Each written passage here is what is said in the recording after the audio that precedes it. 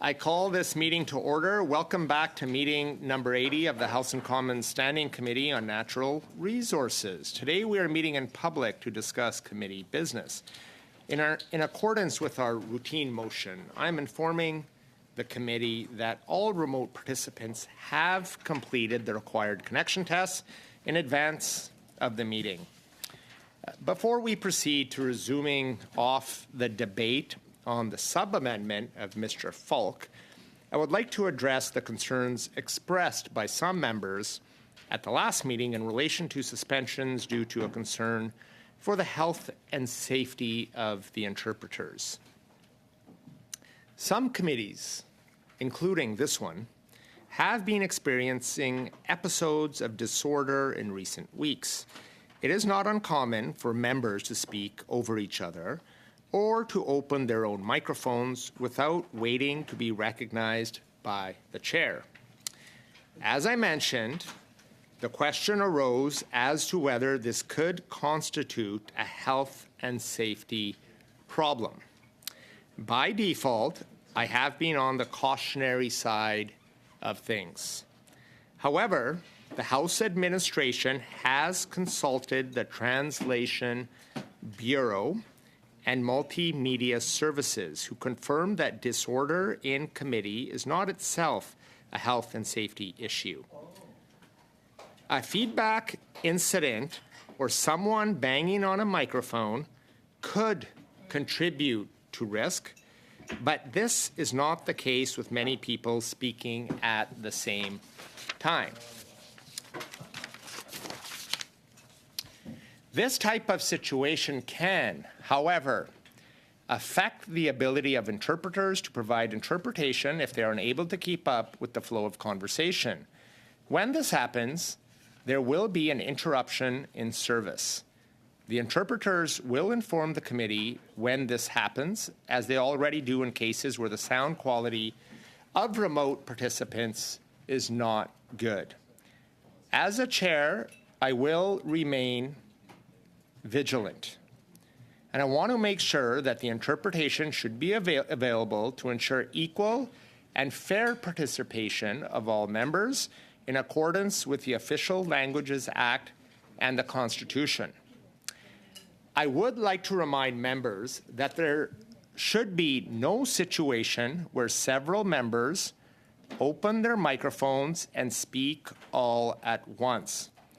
Only the chair has the authority to recognize the member who has the floor. At no time are members allowed to open their microphone and speak without being recognized first by the chair, either in the course of a debate or on a point of order. In case of disorder, the chair is still allowed to suspend the meeting, as I have mentioned previously, and as stated at pages 1058 and 1059 of the procedural book. Thank you for your attention and cooperation in this regard. And now,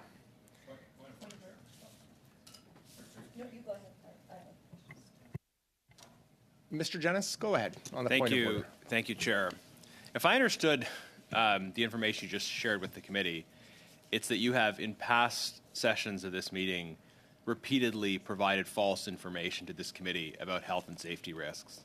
And despite Conservative members regularly trying to correct your false information, you doubled down in the assertion that having multiple mics open was a risk to health and safety, which it clearly was not, which we knew it wasn't, and which I believe the clerk knew and told you it wasn't. You've described your actions as having taken a cautionary approach. But you, in fact, presented false information to this committee, information you should have known was false about the health and safety of interpreters.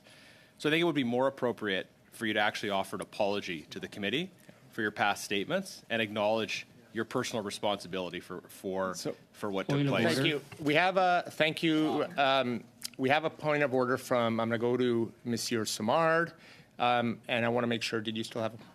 Okay, so we're going to go to Monsieur Simard on the point of order. Mr. Angus, I have you recognized after members, and I'll acknowledge you, and I'll respond afterwards. But I'll just respond right now to Mr. Jennis first.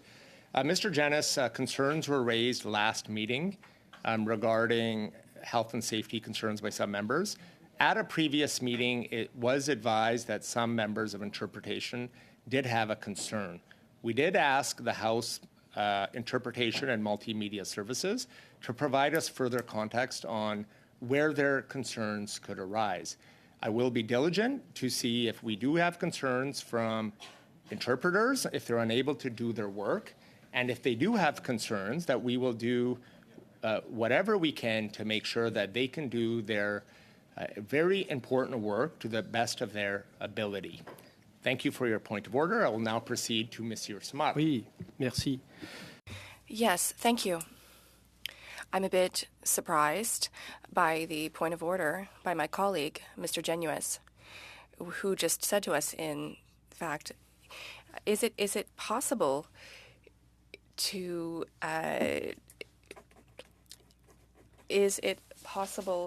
heckle with the support of the chair? Because there was heckling in committee. I saw it in recent weeks. We have spent nearly 2 months. We spent nearly a month on this, and what Mr. Genuis is telling us is that, well, we should continue that because, in fact, it doesn't affect the health of interpreters. And not only that, I have seen in recent weeks, allow me to finish. I know that you have the right to heckle, but allow me to finish, and it will benefit you as well. I have seen in recent weeks that some Conservative MPs have been making videos and sharing those videos as if their speaking right was refused in committee. And I would simply like to tell everyone that we are legislators. We are not YouTubers. The objective that we are pursuing is to advance legislation, even if it does not align with our ideological beliefs. And we all have the right to do so. So what my colleague, Mr. Genuis, just said is allow us to remain ungracious because it doesn't hurt the interpreters. Well, I hope that someone at home hears that today and will hold my Conservative colleagues to account. That's not what I said. For your point of order, and no, I'm going to go to one point of order at a time, and I know Ms. Stubbs. I want Ms. Stubbs to go. Would you like to on the point of order? Go ahead on the point of order. This one, I had a question. I'm on the point of order. Mine's on Simard's comments. Okay, colleagues. I have you, Mr. Angus. I have acknowledged you, and I'll come to you. I had Ms. Stubbs prior to you, so I'll go to Ms. Stubbs, and then I'll go to you. Mr. Patzer, on the point of order of Monsieur Simard. Yes. There we go. I just think that it's extremely important to note that sometimes the banter that does happen in this room is when the mic isn't on. And to insinuate that members are shouting into the mics as means of disrupting each other on purpose, no one is turning their mic on so they can chirp somebody on the other side. If somebody is having a bit of a banter back and forth, quite often, probably about 99% of the time, it's actually with the microphone off because it's just an individual banter between the two people, right? Now, when we're having our interventions, as we are right now, it's important to have the microphone on so that way it can be interpreted for everybody to hear. But if, for example, if John and I are just having like a bit of a banter back and forth, or before you were chair, sometimes, Mr. Chair, we would do that. But it, yeah. So I mean, just like that right there, right? I mean, that's not abusive or offensive. Sorry, to the interpreters when you just mention a quick little whisper, and I don't really care that you do that. It's you didn't say it in a rude and angry way, right? It's kind of a fun, good-natured. Now he's glaring at me. No, Mr. Patzer, I just ask you to on the point of order, please, so we can engage. Yeah. So the point debate. though is just that look, we can, we're all grown-ups. We can have a little bit of good-natured banter back and forth on some of the points, because obviously many of us around this table have different views and opinions on things, and sometimes to avoid blasting into the mic on people, we want to just say, John, nice haircut, right? And you're going to do so without, cutting somebody off or interjecting over top of somebody. So maybe I want to say that to John, and you have a nice haircut today too, Mr. Chair. Thank you.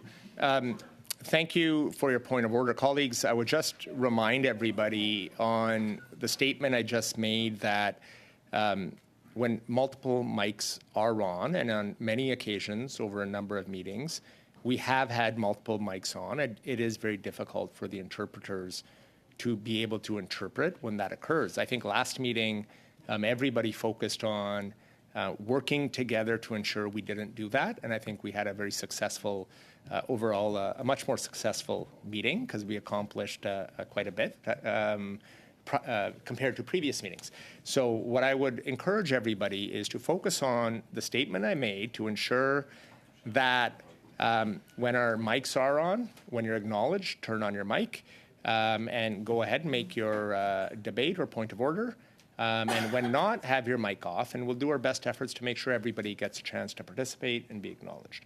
Thank you for your point of order, Mr. Patzer. Ms. Stubbs on the point of order, and then I'm going to go to you, Mr. Angus, right after that. Ms. Stubbs, go ahead on the point of order. Okay, thank you, Chair. So can I get on the list again after? Because I had asked my point of order earlier on a different topic, but I will speak to Mr. Smart's point of order now. Conservatives certainly agree with Mr. Smart's assessment of what we are all here to do. It is, of course, why Conservatives made a good faith motion amendment on the scheduling motion 3 weeks ago. But just on behalf of my colleague Garnet Jennis, he actually didn't make the claims or say the words that Mr. Sabard was suggesting at all. What he said was looking for clarity on what is obviously repeated misinformation on regarding the health and safety of interpreters, and it was indeed us who asked at the last meeting for clarity on that because of our deep concern about the health and safety for all of the objective and expert servants and nonpartisan and public servants of this committee and all of us as we do our duties on behalf of the people who elected us. And so I just wanted to clarify, certainly our colleague Garnet Jennis has demonstrated his capacity and ability to be extraordinarily eloquent and articulate in his own right, and probably doesn't need me to make this point on his behalf. But it is just the case that while we agree with Mr. Samard's assessment of our core functions here, and Conservatives have clearly been trying to engage in good faith on both principle and procedural items here, his assertions was not at all what Garnet Jennis said. Thank you, Ms. Stubbs. I would just remind colleagues on the health and safety issue, just for clarity, interpretation is difficult if multiple microphones are on, and the health and safety concern provided by interpretation and multimedia services, the concern is if there's a potential banging or even a banging of your mic. So I would encourage everyone to refrain from doing that. That's the information we've been provided, and I think that's just a good heads up for everybody who's participating to make sure that we don't do that. And thank you for your understanding, assistance, and patience and cooperation. And thank you for that clarification, because I accidentally practically did that in the House Commons yesterday too. And you know what? I hit my desk and then someone said the same thing and I was like, oh no. So Thank you, Ms. Stubbs, for acknowledging that. Mr. Angus, thank you for being patient. On the point of order. Thank you. Well, speaking of patience, we're now 21 minutes into it, and once again, a whole series of objections from the Conservatives, led off by Mr. Jennings, which I thought was a drive-by smear at you, Chair. I think the role of the Chair is to keep a meeting going. Having multiple people speaking over the mics is an abusive tactic.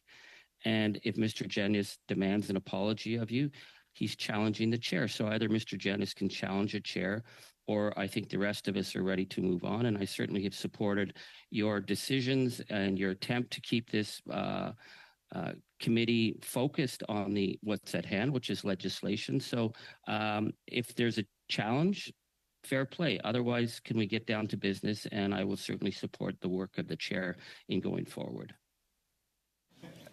Thank you, Mr. Angus. We'll go to Mr. Bruson on the point of order. Thank you. Thank you, Mr. Chair. And, what I take from what Ms. Stubbs was saying is that the Conservatives are eager to talk about this legislation that we have before us. And as I understand it, I am the next one who has the floor at this moment. And I would appreciate being able to speak to this sub-amendment. We have been taking a long time on a sub-amendment. In fact, I believe Mr. Patzer talked about Mr. Aldag's hair. This is the second haircut he has had while we have engaged in this long-winded discussion that has not allowed us to actually get to a vote on a sub-amendment. So if I may, I would ask, Mr. Chair, that I can have the floor and finally begin the debate on this. Thank you, Mr. Bruson, on your point of order. Mr. Jennings, you had a point of order. Now, colleagues, I just want to remind everyone, I think this is a good opportunity, that we do not use point of orders for engaging in debate. If you'd like to debate and talk about the sub-amendment, please let me know. I'll put you on the list, and as we go through speakers, you'll have your opportunity to fully engage on debate. Where we are on debate is Mr. Bruson, as she mentioned, does have the floor on the sub-amendment moved by Mr. Falk. And just to remind everybody at home who's watching and across Canada, coast to coast to coast, we have had Mr. Sorbera place a motion. We had an amendment placed to that motion, and then we've had a sub-amendment now that's on the floor, which was moved by Mr. Falk, and Mr. Bruson has the floor. So if there is still a point of order on anything, I want to just go to the point of orders, but I would like to proceed then into Mr. Bruson getting the floor. So Mr. Jennings, you have on the point of order, and I would ask before you begin, Mr. Jennings, this is not to you or any other member. I would ask all members as a reminder to use your point of order as a point of order and not to engage in debate within our point of orders. Go ahead. Thank you, Chair. I would like to be added to the list, by the way, but just ever so briefly, Mr. Angus accused me of a drive-by smear.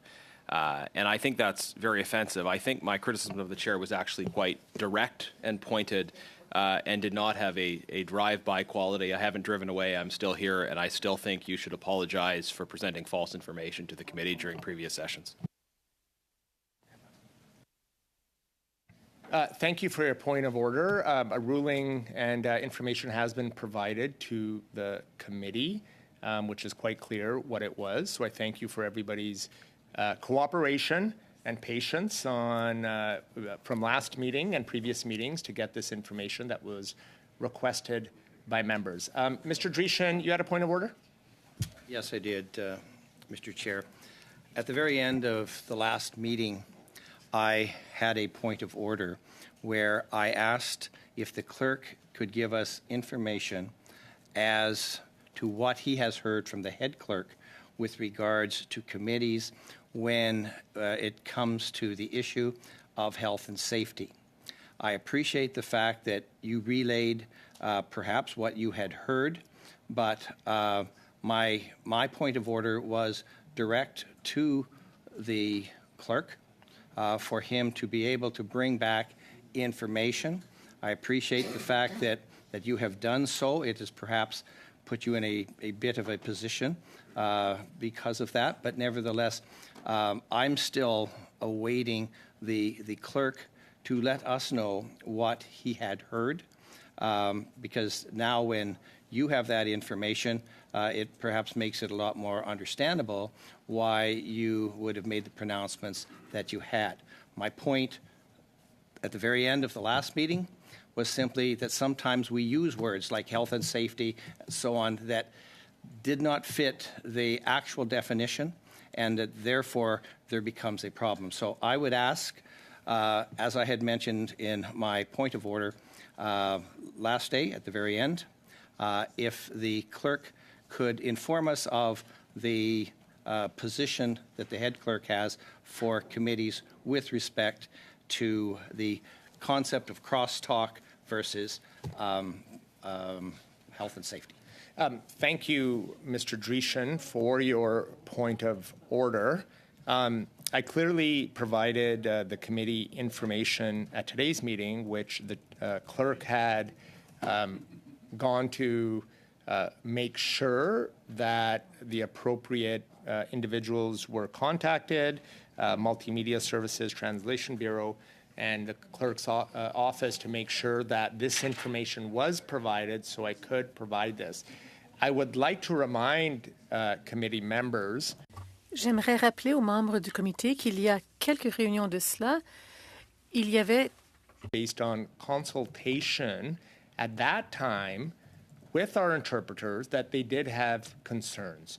I relayed those concerns to committee members to make sure that we operate here with mutual respect amongst each other, that we refrain from causing any potential health and safety concerns that may arise, as was advised by me by the clerk. So I provided that information, and I will continue to provide and relay information to committee members. But for the interpreters to do their job effectively, we have to make sure that we refrain from multiple members speaking at the same time so they can provide accurate and timely interpretation. So I'm going to... So you know what? The ruling has been made, Mr. Dreeshen. The information has been directly provided and relayed to committee. If there's something that was not provided, what you have asked for has been provided to committee through the clerk. So thank you for your point of order. I am going to go to Monsieur Samard on the point of order. Mr. Samard, go ahead. I would invite Mr. Dreeshen, Mr. Falk, and all colleagues, if one day there is in this place, which probably won't happen, if in this room there are 10 francophones who speak at the same time, well, Mr. Dreeshen will hear nothing, because the people on the other side of the window there who do interpretation cannot simultaneously interpret 10 people with their mics lit up at the same time. I know that what Mr. Dreeshen wants to do is waste our time. I understand that. He can do that in a much more interesting way than what he's doing now by asking a question that seems absurd. I'm not saying that his question is absurd. I don't want to anger him. But a question that seems absurd to me was, is there allow me to finish. It won't be very long. I won't be very long. Allow me to finish.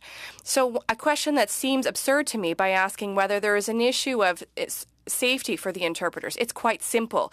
If 10 people are speaking simultaneously, you are not using interpretation unless I am the person speaking, and I am the only one. So if you are 10 people speaking at the same time, the interpreters cannot interpret. That is what they are saying every time. Every people speak over each other. The interpreters tell me in my ear that interpretation is not possible because too many people are speaking at once. So the point of order that I raised is targeted solely that. And I don't think that we need to ask the chair to apologize to us for that, but I think that the Conservative Party does not understand a basic principle here. Interpretation is supposed to be accessible to everyone, and the committee is supposed to be accessible to everyone. They need to know what is being said. And the main issue is that you're all lighting up your microphones at the same time, and I don't understand when that happens. It's as simple as that. Colleagues, thank you, Monsieur Simard, for providing that point of order. I was listening very carefully. I hope one of those members will be able to engage with you and others en français in the near future, as many members do a tremendous job in both official languages. Somebody like myself, we're trying to work hard to be fully bilingual. But colleagues, what I would say, a ruling has been made, the information has been provided. This committee, Mr. Bruson, has the floor. I have made a ruling and provided the information. Now, if there is a concern, committee members, we've heard from many members, you do have the right to challenge the chair, and we can proceed with committee if they believe a different ruling and that the chair's ruling is not supported. But if we are, I think we're all looking to work on the sub-amendment. We've had a great debate for many meetings so far, and we'd like to proceed that Mr. Bruson has waited very patiently for several meetings to get the floor, and I would ask colleagues to allow Mr. Bruson now to engage in her debate so others can participate as well. There were like 3 more points of order to go through. Okay, so I'm going to... If it's on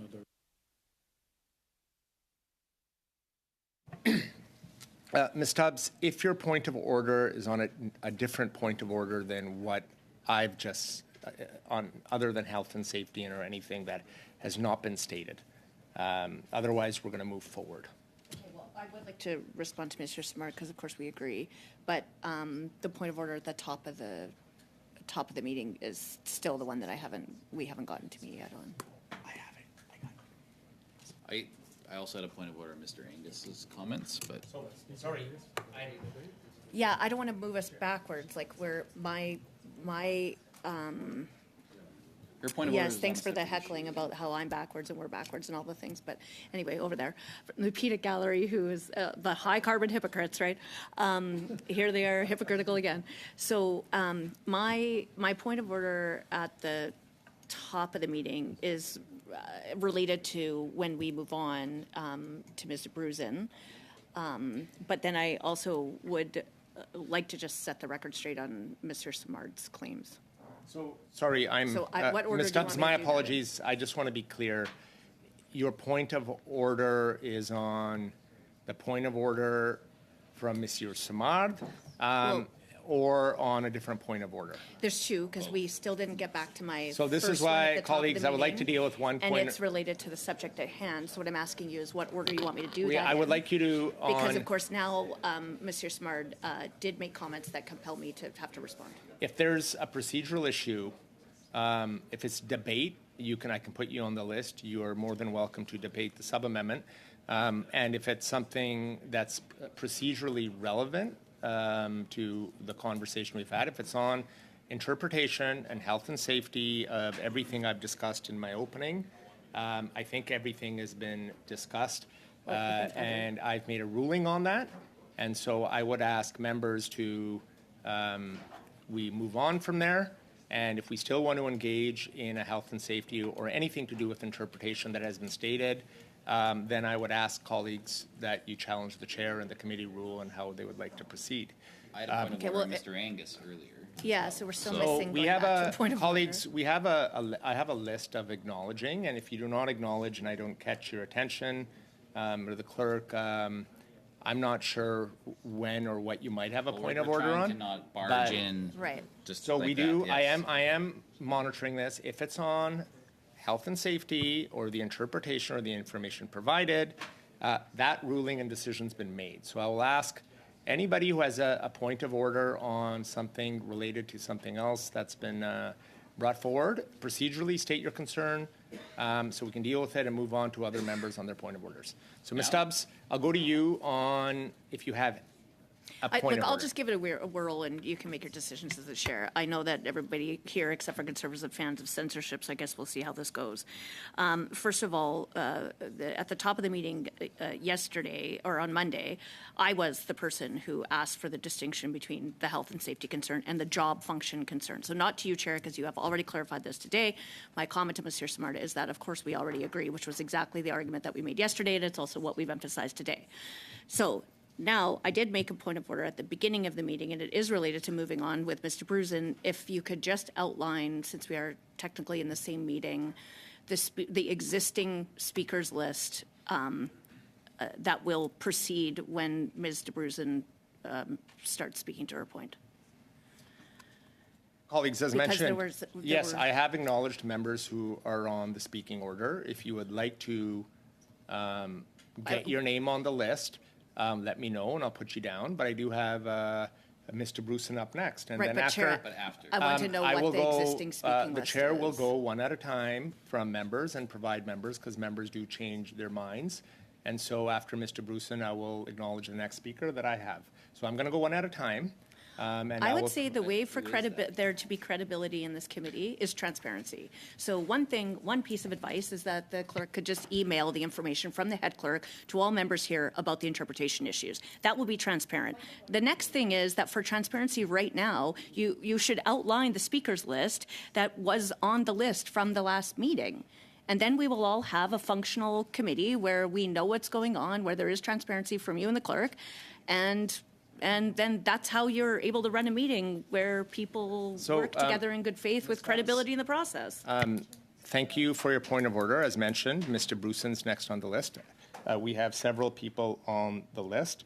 The list does change, and the chair does acknowledge who's on the list. Mr. Janis did put his name on the list. If other members would like to put their name on the list, I have Mr. Brusen, I have Monsieur Simard, I have Mr. Aldag, I have Mr. Janis. So I do have a number of members on the list. If other members would like to put your name on a list to speak, I can put your name. Because I was on the list prior. So I've been, Why I wasn't on the list. I've been, Why wouldn't you be on the list? Or colleagues, We're in the same meeting. why is everyone not on the list? We're always on the list Point of already. order on what you just said. Yeah. We're technically in the same meeting, so the speaking list from last meeting should apply today. May I? so colleagues, I've already talked about moving to you. I'm asking for the speakers list Okay, after colleagues. you, Julie. Like, what, am I not? we will suspend.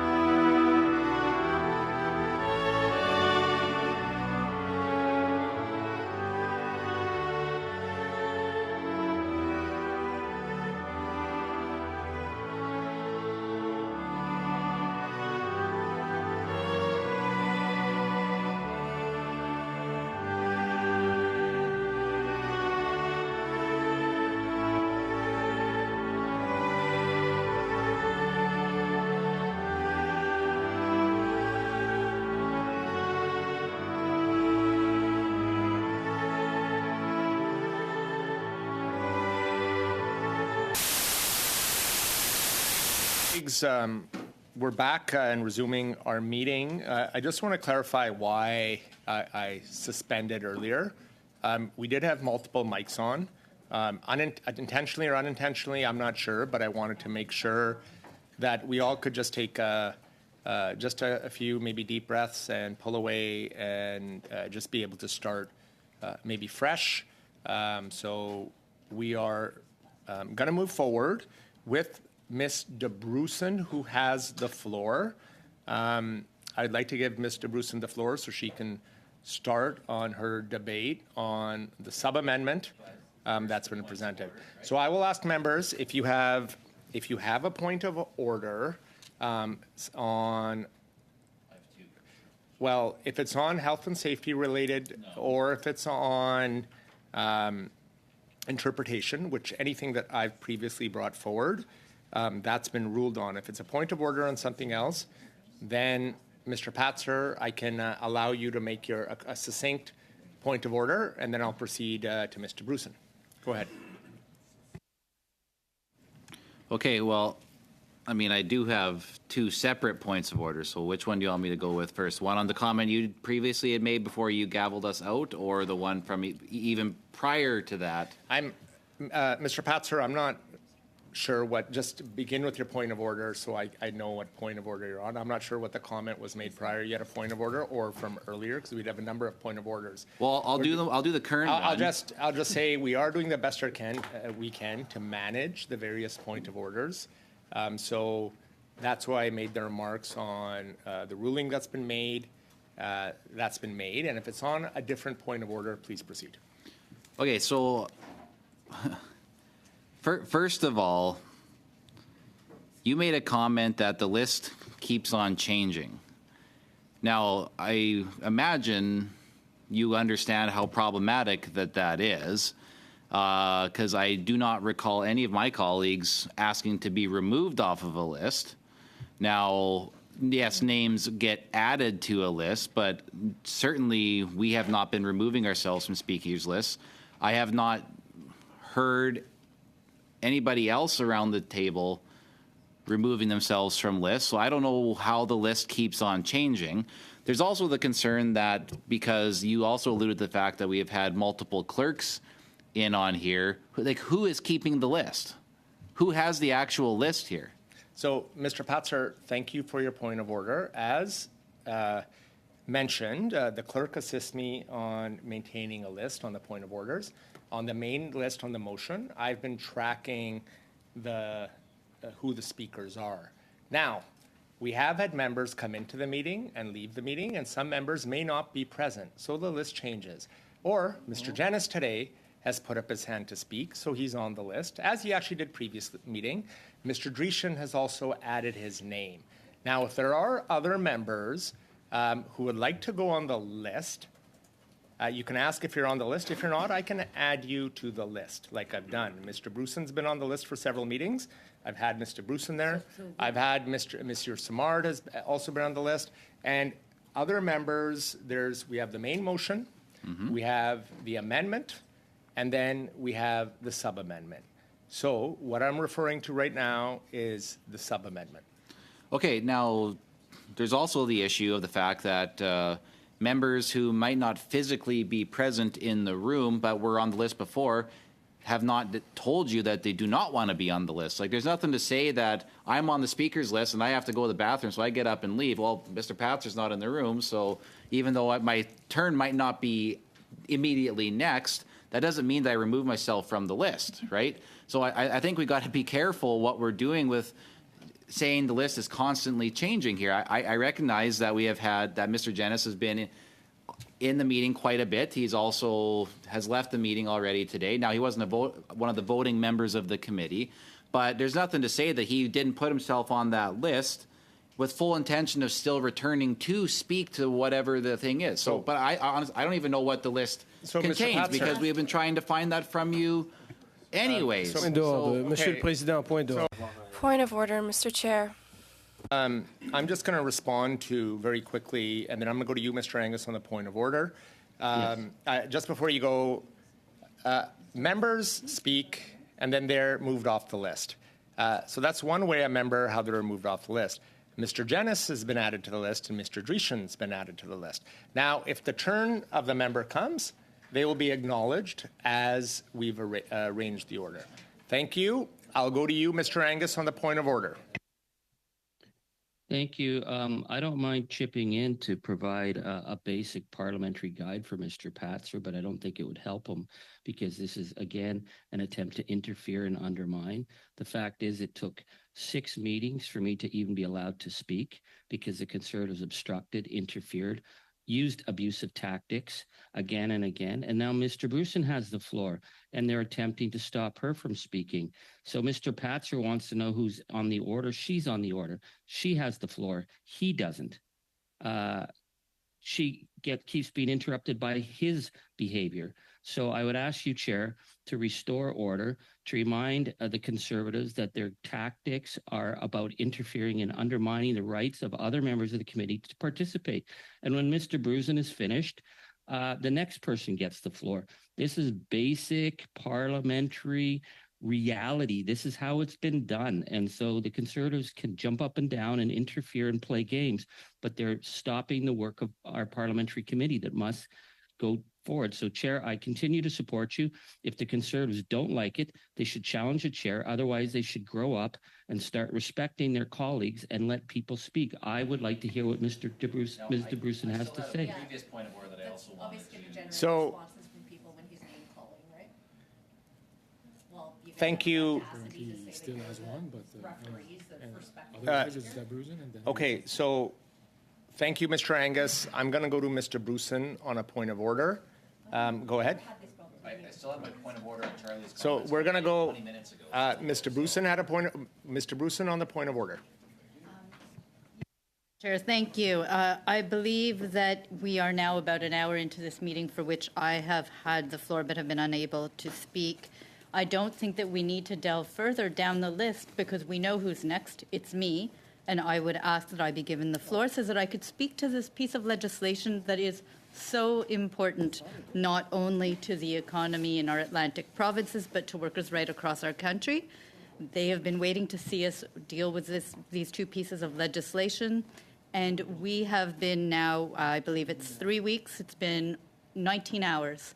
Then we have yet to complete even this sub-amendment to be able to move along. So I would ask that I have the floor, please. So thank you, Mr. Bruson. Yes, you do have the floor, and I am going to go to you. But I do have Mr. Dreeshen on a point of order that was just prior to you, and another point of order. So after Mr. Dreeshen, I will recognize the next individual. Mr. Dreeshen, go ahead on the point of order. Thank you.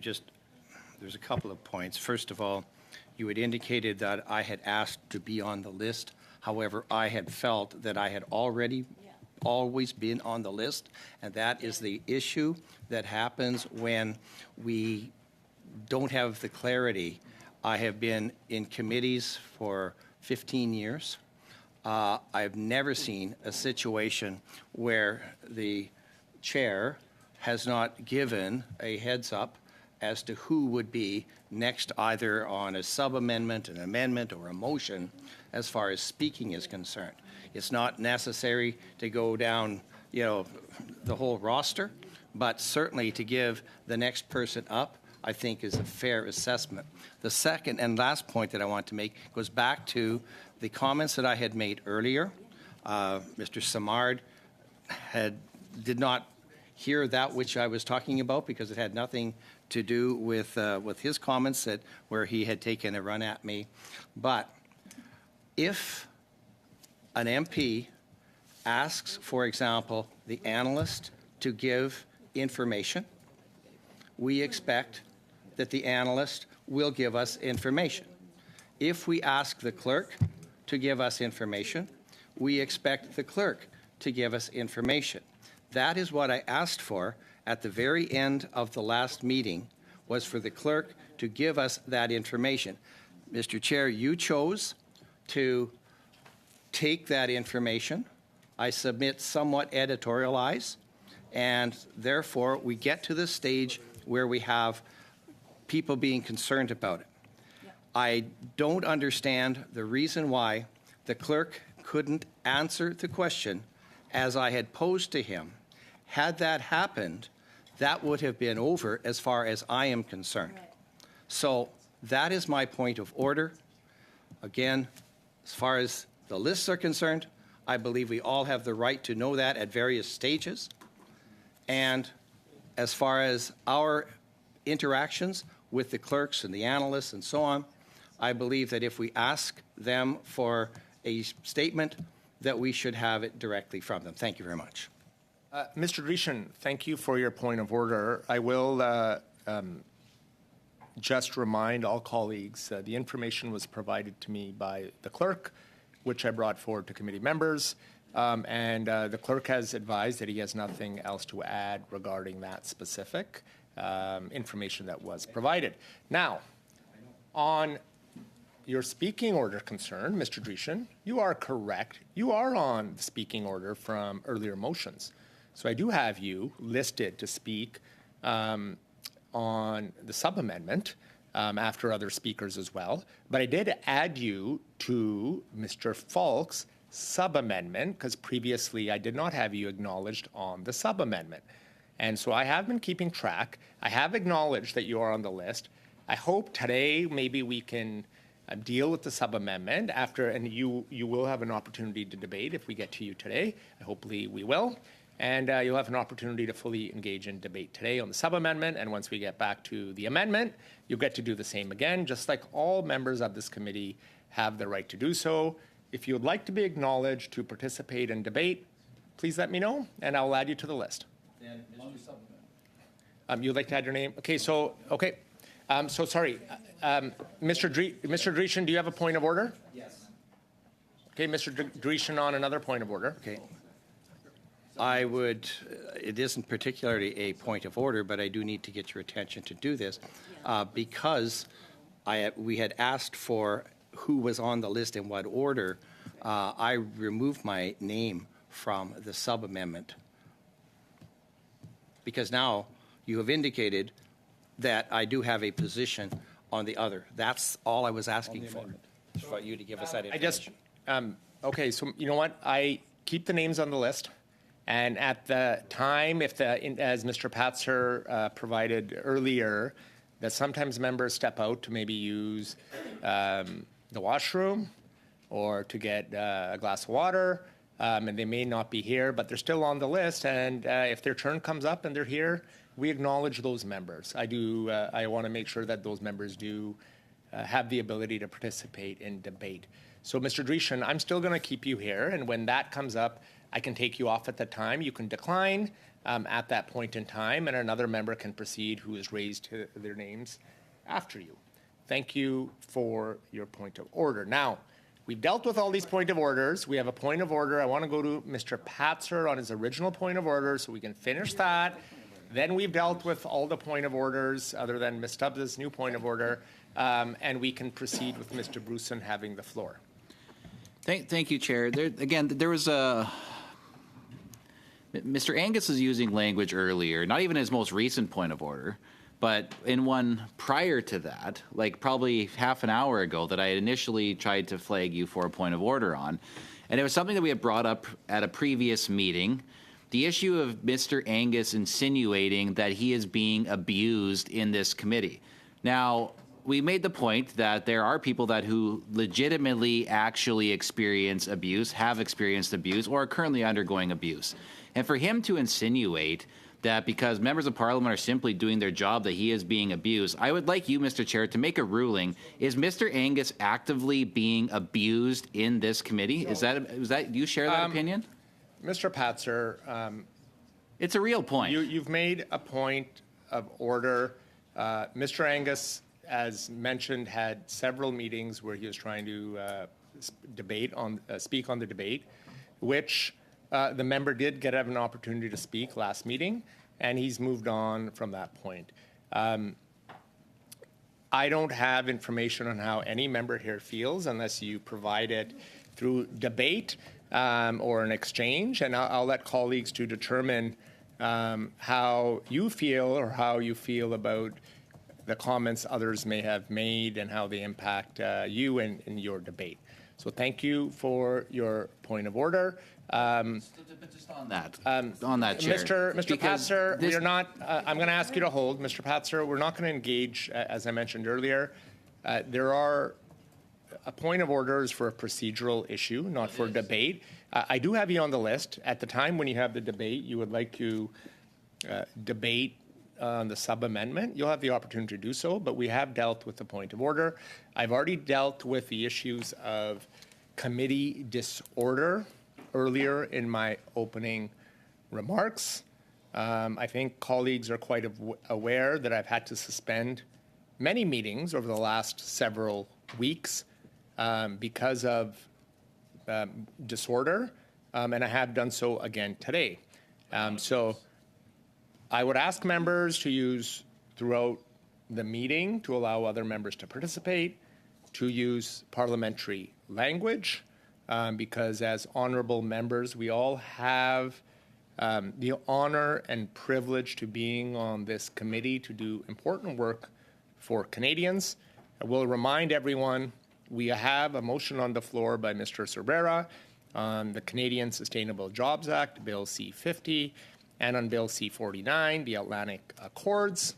We also have an amendment placed by Ms. Stubbs, and we now have a sub-amendment placed by Mr. Falk on Timmins. So that is where we're at. I have Mr. Bruson. I know you've been very patient. Thank you. But I have one more point of order by Ms. Stubbs, and then we will proceed to... Okay. So we'll go to Ms. Stubbs on the point of order. Thank you, Mr. Chair. I would just suggest that the consideration that you've been asked to give around language will be a key thing in terms of decorum here, and certainly it ought to be evenly distributed. Now, I would just say, in the case of Mr. Angus's words, as I addressed last meeting, you know, I have been picked up by the scruff of my neck and thrown onto the ground. I have been knocked off my feet and had a wooden swing belted at me because I didn't water all the chickens fast enough. I need. I have been held under the water until I couldn't breathe. I am sorry, but I think that there should be a trigger warning for everyone in this room. We do not know the experience of everybody. Okay, we are suspended. That is why these words matter.